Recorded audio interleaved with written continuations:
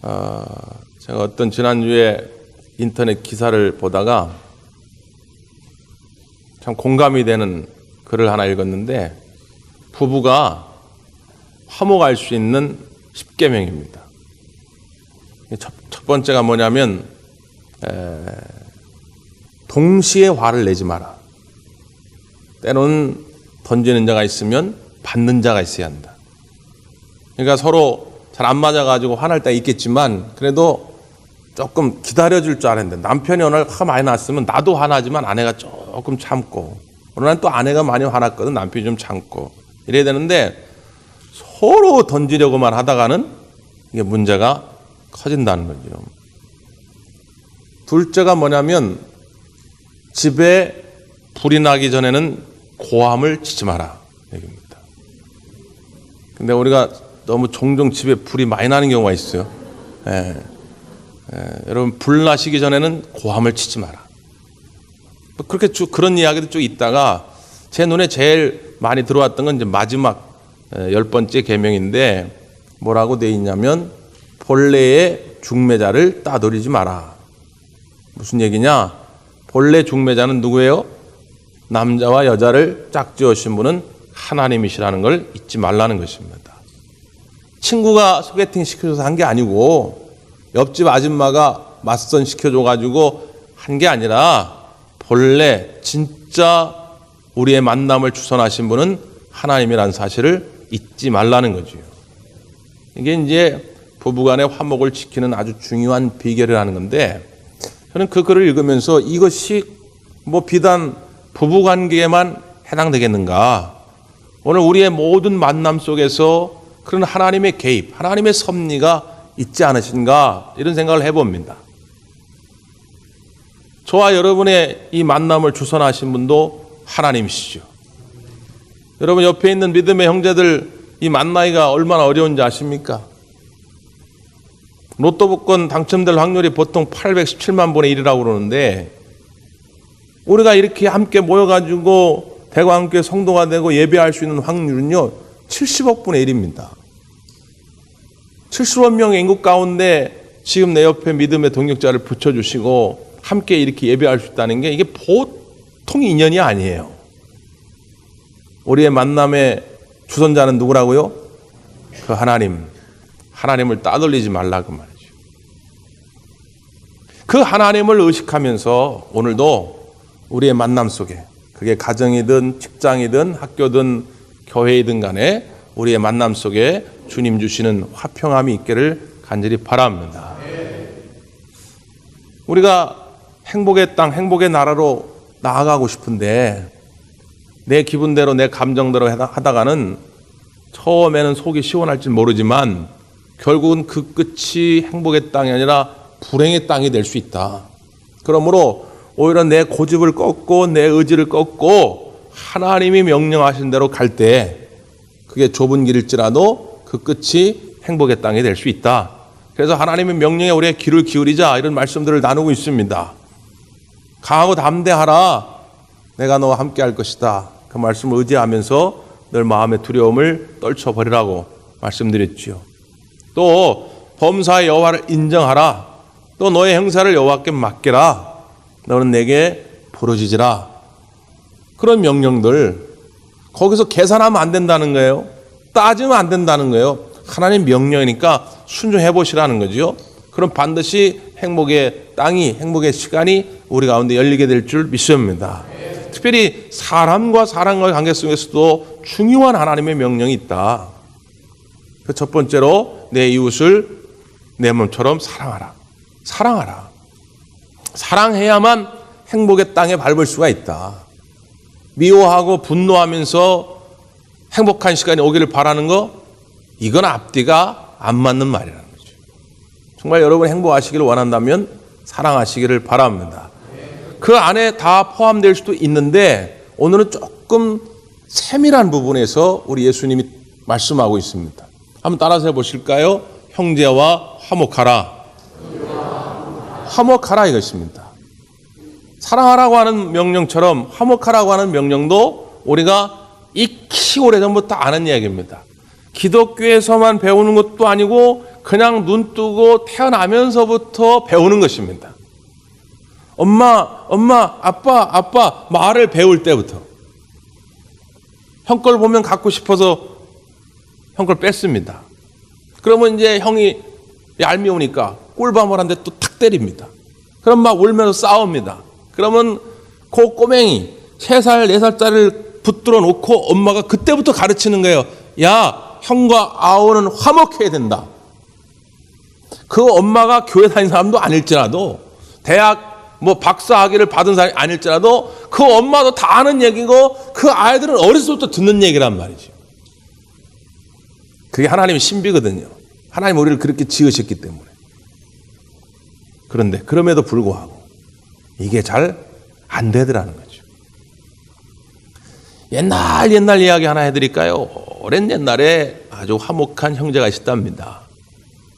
얼마나 화목했는지 하늘이 감탄해서 그들에게 복을 하나 주는데, 길을 가다가 우연찮게 절구통을 발견했는데, 절구도 좀 특이하게 생겼고 그걸 찢는 공이도 좀 특이하게 생겼는데 너무 무거우니까 다 들을 수가 없어서 이제는 동생이 먼저, 형님 제가 그러면 이 절구통을 들고 가겠습니다. 들고 갑니다.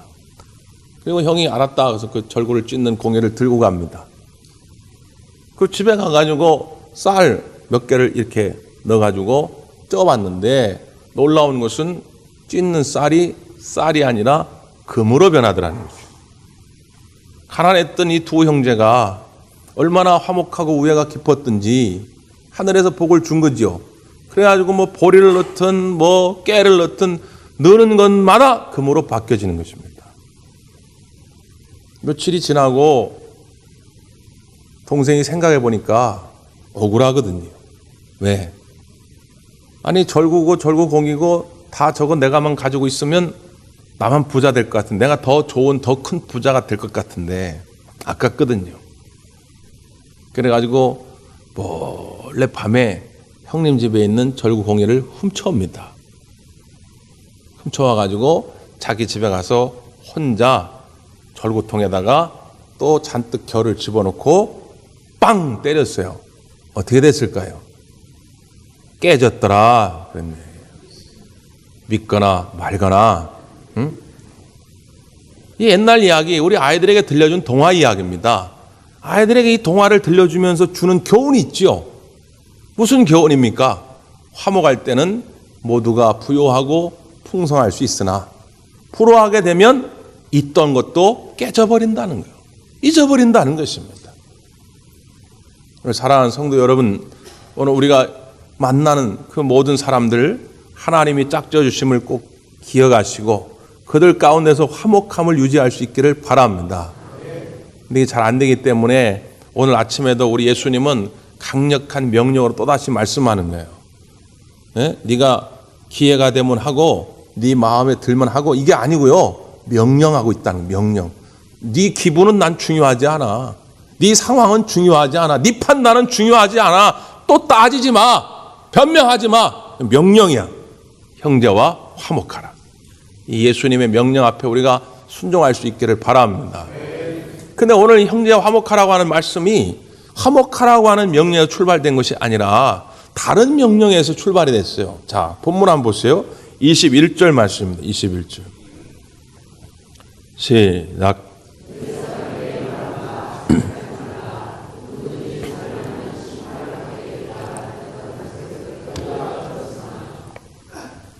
어떤 명령이냐면 살인하지 말라라는 명령과 관계되어 있는 것입니다. 살인하지 말라, 누구든지 살인하면 심판을 받게 하리라 하였다는 것을 너희가 들었으나, 그러니까 당시에 유대인들이 다 듣고 그렇게 배우고 있다는 거예요. 그러면 그런 가르침을 준 사람들은 누구예요? 당시의 서기관들, 제사장들, 또 바리새인들입니다. 당시의 종교 지도자들이 그렇게 가르쳤다는 거예요. 살인하지 마라. 살인하면 반드시 심판을 받게 되리라. 자, 이 이야기가 맞습니까? 틀립니까? 살인하지 말라. 살인하면 심판을 받게 되리라. 맞습니까? 틀립니까? 맞는 것 같기도 하고 안 맞는 것 같기도 하고. 그렇지. 헷갈리지요. 그래서 우리가 이제 주석을 봐야 돼요. 그 성경 옛사람이 할 때 제 성경은 기역 이렇게 표시해 놓고 주석에 출애굽기 20장 13절 또 신명기 5장 17절 이렇게 되어 있습니다. 그러니까 출애굽기 20장 13절과 신명기 5장 17절 말씀이 하나님이 원래 주신 말씀이란 얘기죠. 여러분이 집에 가서 한번 찾아보세요. 뭐 찾아봐야 싱거울 겁니다. 왜냐하면 그 본문을 찾아보면 뭐라고 되어 있냐면 살인하지 말라. 끝. 다른 말씀이 없어요.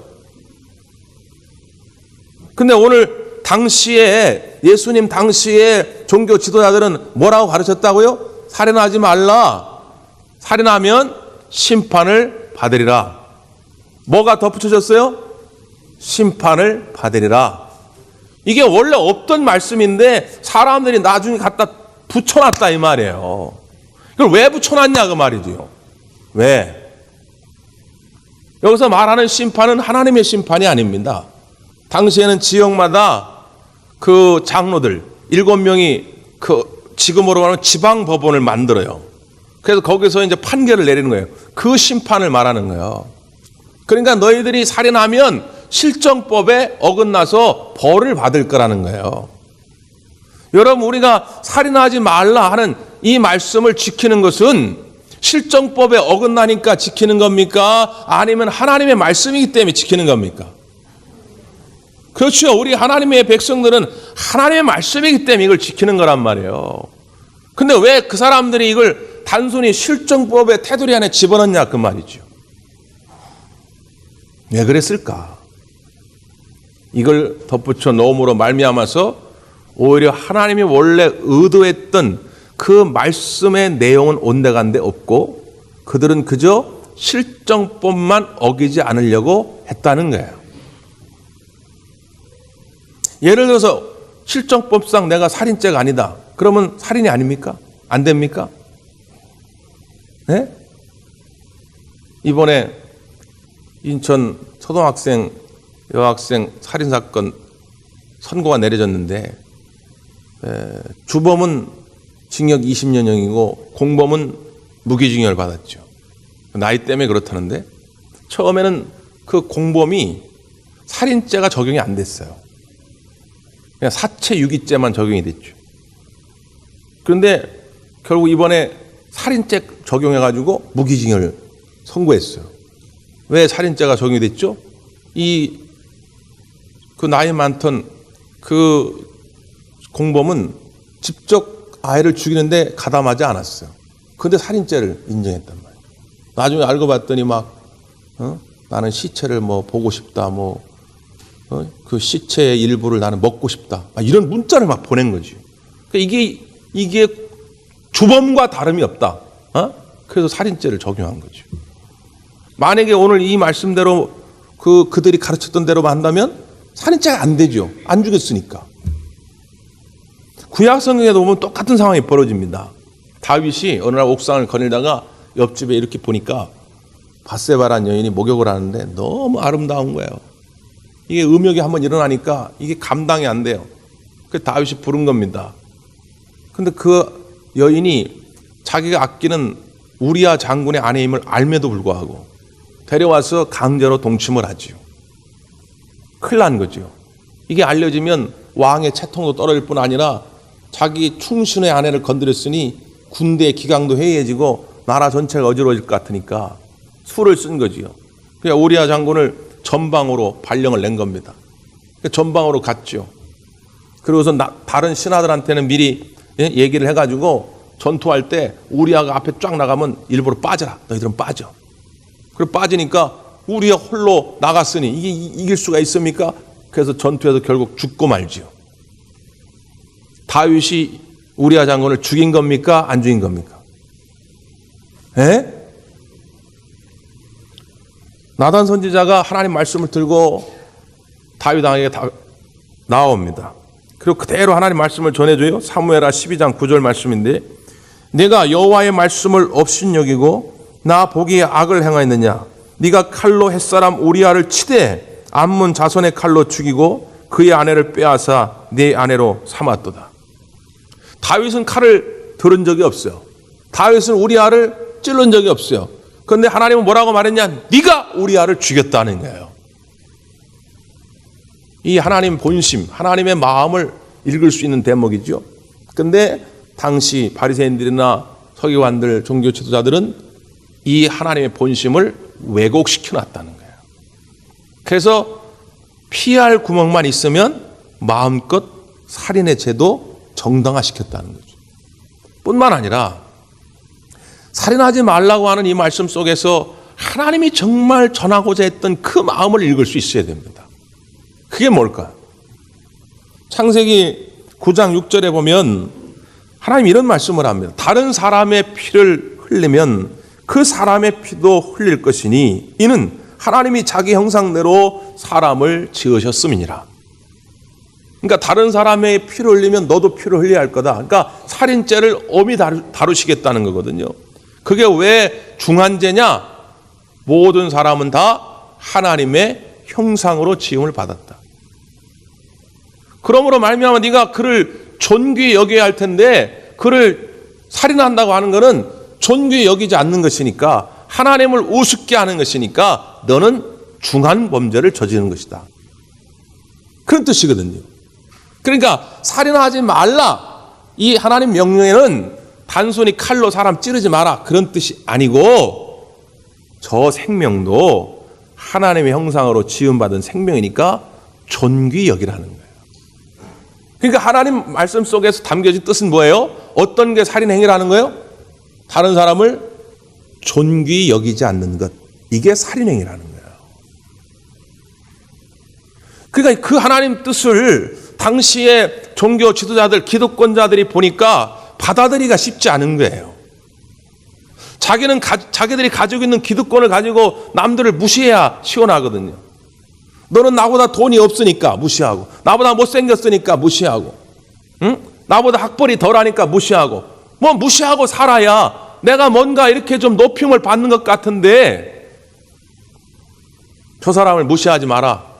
그건 마치 살인 같은 것이다. 그러니까 이게 뭔가 불편해. 그러니까 단서를 달아놓은 거예요. 네? 감옥 갈 일만 아니면 그거는 살인죄가 아니다. 그러니까 그냥 멸시하고 무시하는 것을 정당화되는 거죠. 이 마음을 아시겠냐 말이죠. 그래서 예수님의 해석입니다. 당시에 유대인들, 당시에 그 가르침을 받았던 사람들은 이 정도는 괜찮겠지 했던 것들에 대해서 예수님이 재해석을 해주시는 거예요. 자, 그게 뭐냐면 22절입니다. 22절 시작.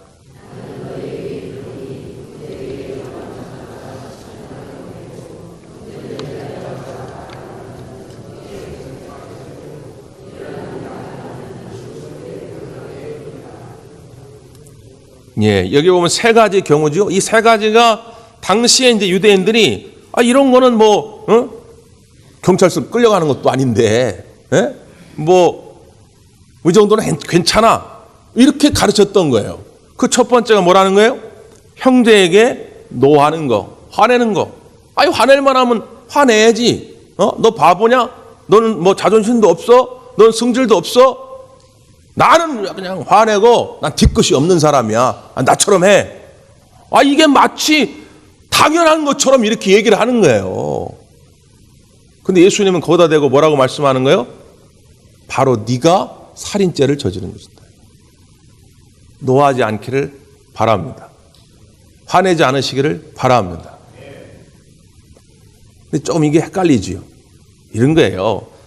헬라어에 보면 화라는 말을 두 가지 단어를 씁니다. 하나는 두모스라는 단어를 쓰는데 이건 그 사람의 어떤 행동이나 말 때문에 즉각적으로 나타나는 현상, 소위 말하는 욱 하는 감정이에요. 이건 누구나 있을 수 있다는 거예요. 근데 이거는 쉽게 풀릴 수 있죠. 뭐 오해해서 오해했기 때문에 그랬구나. 그래서 풀릴 수도 있고 한 2, 3초 지나면 한번 심호흡 한번 하면은 풀릴 수도 있고 그럴 수 있는 거예요. 그러니까 어떤 경우냐면 운전을 하고 딱 가는데 어떤 사람이 깜빡이도 안 켜고 싹 들어온다고. 그러면 알파벳은 A, B, C 이렇게 진행이 되는데 B를 빼먹는다고. A. 어떤 사람은 C 다음에 까지 붙인다고. 순간적으로 그런다고요. 순간적으로. 근데 딱 보니까 병아리 그림 있고 초보 운전. 아저씨 한번 봐주세요. 이렇게 써 있단 말이에요. 아, 초보 운전이었구나. 그냥 삭힐 수 있죠. 그거 가지고 예수님이 그 정도 가지고 살인죄다 이렇게 말하진 않습니다. 근데 헬라에 다른 단어가 있어요. 오르게라는 단어가 있어요. 오르게. 이건 뭐냐면 그것들이 쌓여지는 거예요. 사탄이 견고한 진을 만들기 시작하는 겁니다. 1번, 2번, 3번, 10번, 20번 이게 뿌리 있게 자리 잡기 시작하는 거예요. 그러면서 너 건들기만 해놔봐. 너 한 번만 더 건드리면 너 아주 죽여버릴 거야. 이런 마음이 들지요. 그게 살인죄라는 거예요. 칼로 찌르지 않았어. 너는 그 칼로 찌른 살인죄처럼 똑같이 심판을 받을 거라는 거예요. 끌려갈 거라는 거예요. 화내는 거를 가벼이 여기지 말라는 거죠. 또 하나, 형제들에 대하여 라가라 하는 자는 공회에 잡혀갈 것이다. 라가는 당시 유대인들이 사용하던 욕설입니다. 우리말로 굳이 바꾸자면 야, 이 바보 같은 놈아, 뭐 그런 뜻이에요. 그냥 쉽게, 아주 쉽게 라가라고 욕설을 합니다. 유대인들에게 전해 내려온 얘기 가운데 이런 게 있어요. 어떤 랍비 후보생이 그날따라 기분이 좋아. 선생님한테 이제 공부를 잘해가지고 이제 칭찬을 많이 받았어요. 너무 기분이 좋아하지 마. 룰루랄라 길로 오는데 어떤 꼬마애가 안녕하세요 인사를 합니다. 근데 이 꼬마애가 그냥 깨재재 해가지고 그냥 제대로 먹지도 못하고 입지도 못하고 얼굴도 그냥 너무 못생긴 애가 인사를 하니까 그 좋았던 기분이 완전히 싹 꺼져버린 거예요. 그 화가 난 거죠. 야, 이 라가야, 넌 왜 이렇게 추하게 생겼냐? 그때 이 아이가 그런 얘기를 합니다. 글쎄요, 저도 제가 왜 이렇게 생겼는지 모르겠어요. 정 궁금하시면 저를 지으신 하나님께 가서 물어보세요. 대답합니다. 그때 이제 많은 랍비 후보생이 많은 것을 깨닫게 되었다는 거예요. 우리가 누군가에 대해서 욕을 하게 될 때는 그를 지으신 하나님을 모욕하는 것이라는 거예요. 그걸 잊지 말라. 특별히 그렇게 형제에게 욕을 하는 자는 공회에 끌려간다. 여기 말하는 공회는 아까 말한 지방법원보다 더 고등법원이에요. 그러니까 너희가 칼로 찌르는 건 못지않게 더 큰 죄가 뭐냐? 형제를 대하여 욕을 하는 것이다. 그런데 우리가 너무 쉽게 우리의 입술로 이 죄를 범하고 있다는 사실입니다. 성령께서 여러분의 입술을 주장하여 주셔서 이제는 욕설보다 저주의 말보다 축복의 말이 넘쳐나기를 바랍니다. 또 하나는 뭐냐면 미련한 놈이라고 하는 자는 지옥불에 들어가게 되리라. 미련한 자가 어떤 사람이 미련한 자입니까? A, B, C 모르는 사람이 미련한 자입니까? 미분, 적분, 수학 문제 못 푸는 사람이 미련한 자입니까? 아니요. 유대인들은 어떻게 생각했냐면 시편 14편 1절에 보니까 어리석은 자는 하나님이 없다 하도다. 이렇게 고백하지요. 그러니까 그들이 볼 때 진짜 어리석은 사람은 어떤 사람이냐? 하나님이 없다라고 말하는 사람이에요.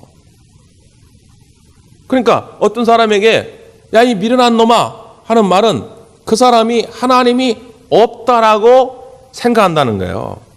그럼 하나님이 없다라고 생각하는 사람은 어떤 형벌을 받아요? 지옥의 불구덩이에 떨어진다는 거예요. 그러니까 유대인들에게는 이게 굉장히 저주스러운 말이에요. 야, 이 하나님이 없다고 하는 놈아, 이 어리석은 놈아, 너는 지옥의 불구덩이에 떨어질 것이다. 이 굉장히 경멸하는 말입니다. 그런데 예수님 뭐라고 말씀하는 거예요? 그렇게 말하는 네가 진짜 지옥불에 떨어질 것이다. 그렇게 저주스러운 말을 함부로 내뱉는 자, 네가 진짜 지옥불에 갈 것이다. 이 오늘 이 말씀 보면서 저는 떠오른 게 하나 있는데, 초등학교 다닐 때, 요즘은 어떤지 모르겠는데 반사놀이 아세요? 네? 친구들끼리 야, 이 바보야 그럼 반사, 야, 이 못생긴 놈아 반사, 야, 이 멍청한 놈아 반사. 그게 그렇게 재밌었다고. 마치 그런 거예요. 너희들이 어떤 저주스러운 말을 하고 욕을 하면 그게 다 반사돼서 너한테 올 것이라는 거죠. 이걸 긍정적인 의미로 바꿔 말하면 네가 축복의 말을 던지면 반사돼서 다 그게 너에게 복이 될 것이다. 그 말씀이죠. 그러니까 결론적으로 뭐예요? 우리 하나님이 지으신 생명, 나에게 붙여주신 우리 하나님이 만남을 주선해가지고 우리 짝지어진 그 사람들의 생명을 존귀히 여기라는 거예요. 그 사람의 지금 상태가 어떠하든지 그걸 따지지 말고 그 사람을 존귀히 여긴다면 당연히 이런 말을 안 하게 되겠죠. 그래서 조금 더 구체적인 실행 지침을 우리에게 말씀해 주십니다. 자, 그 다음 절에요. 23절, 24절. 시작.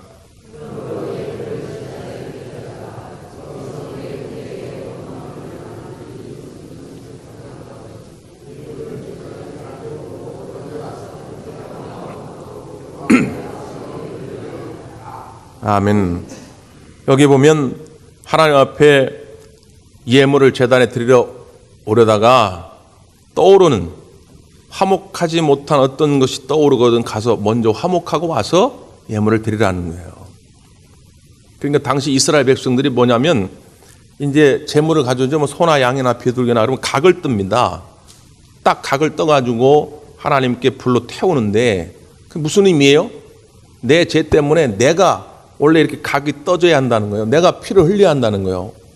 죄에 대한 대가는 그렇게 치러야 되는데 내가 죽을 수가 없으니까 이 제물을 하나님 받으시고 나의 죄를 이 제물, 이 양이나 소에게 뒤집어 씌우셔가지고 이걸 죽이심으로 내 죄를 용서해 달라고 하는 거죠.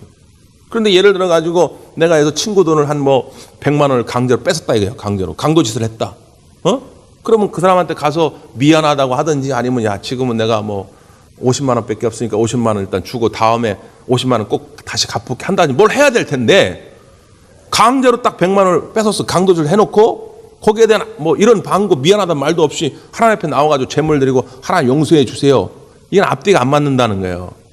그 당시 유대인들은 어떻게 하느냐면 내가 딱 그 제물을 드리기 전에 내 마음에 걸리는 것이 있으면 먼저 그걸 해결하고 와서 하나님 제물을 드렸다는 거예요. 하나님 용서해 주시옵소서. 내 나름의 최선을 다했습니다. 그런 고백이지요. 그러니까 여러분이 예배당에 나오실 때 화목한 마음으로 나올 수 있기를 바랍니다. 그리고 혹시 화목한 마음으로 혹 못 왔을지라도 예배를 마치고 돌아가시거든 꼭 화목한 마음으로 돌아가시기를 바랍니다. 여러분 우리가 하나님의 아들 딸들이 되고 싶지 않습니까? 하나님의 자녀가 되면 하나님 나라의 가장 귀한 것들을 다 우리가 유업으로 받습니다. 하나님 나라의 의, 하나님 나라의 기쁨, 하나님 나라의 평강, 하나님 나라의 번성, 하나님 나라의 모든 좋은 것들을 우리가 다 기업으로 얻죠. 그런데 성경에 보면 하나님 나라의 그 모든 걸 얻기 위해서 하나님의 자녀가 되려면 예수 그리스도의 이름을 영접하는 자에게 하나님의 자녀가 되는 권세를 주신다고 했어요. 그런데 예수 그리스도의 이름을 영접하는 자와 등가적 설명을 예수님이 어떻게 하셨냐면 마태복음 5장을 시작하면서 팔복선을 하면서 마태복음 5장 9절에 보니까 화평케 하는 자는 복이 있나니 그들이 하나님의 아들이라 일컬음을 받을 것이요 이렇게 말씀합니다. 그러니까 내가 예수 그리스도를 정말 나의 구주로 영접하였다면 그 사람은 당연히 어떤 사명을 감당해야 되느냐? 화평케 하는 자의 삶을 살아야 한다는 거예요. 그게 하나님의 아들이요 딸이 된다는 거예요. 그래야 하나님 나라의 각종 좋은 것들을 다 내 것으로 유업으로 받게 된다는 것입니다. 이게 하나님이 우리에게 행복을 주시고자 하는 비결이에요.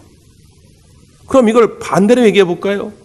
만약 여러분이 화평케가 아니라 화목을 깨는 자가 되면 그 하나님이 주시고자 했던 모든 축복의 유업들을 다 뺏기는 거예요. 의가 있을 수가 없죠. 늘 불의한 일에 앞장서게 되죠. 희락 있을 수가 없죠. 해보십시오. 가정이든 뭐 직장이든 어디 교회든 와가지고 맨날 불화에 불쏘시게 돼가지고 그냥 여기 가서 이간질 시키고 저기 가서 이간질 해보십시오. 그런 사람의 기쁨이 있습니까? 절대로 기쁨이 있을 수가 없죠. 평강이 있을 수 있겠어요? 절대로 평강이 있을 수가 없죠. 그런 사람이 존경함을 받습니까? 절대로 존경을 받을 수가 없죠. 그러니까 하나님이 주시고자 하는 축복을 하나도 누릴 수가 없어요. 그런 사람은. 그러니까 화목하게 하는 자에게만 하나님이 하나님 나라의 각종 좋은 상들을 다 주시겠다는 거예요. 여러분 이거 놓치시면 되겠습니까? 예? 개봉박두 말이죠. 저기 백화점 오픈 기념 100만 원짜리 명품 10,000원, 창고 대방출. 그러면요 줄이 쫙 서인다고. 이 기회를 안 놓치려고. 이게 지금 기회예요. 여러분 그 백화점 명품 가방보다 더 좋은 거를 지금 하나님 예비해 놓으셨다니까요. 놓치지 마시라고요. 그 말씀이 그 결론이에요. 25절 26절 시작.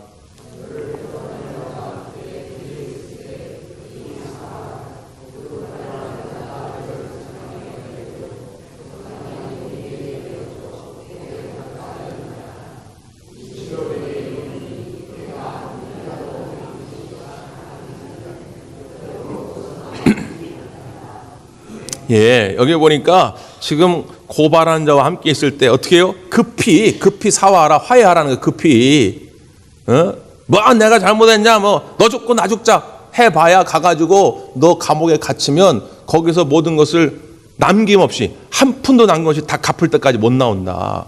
근데 결국 그걸 다 누가 뒤집어 쓰냐? 내가 뒤집어 쓴다는 거예요. 네가 의기양양 해봐야 너 죄인이기 때문에 결국 다 네가 뒤집어 쓰는 거야. 그러니까 지금 급하게 화해해라. 그래야 네가 사는 길이다. 이거거든요.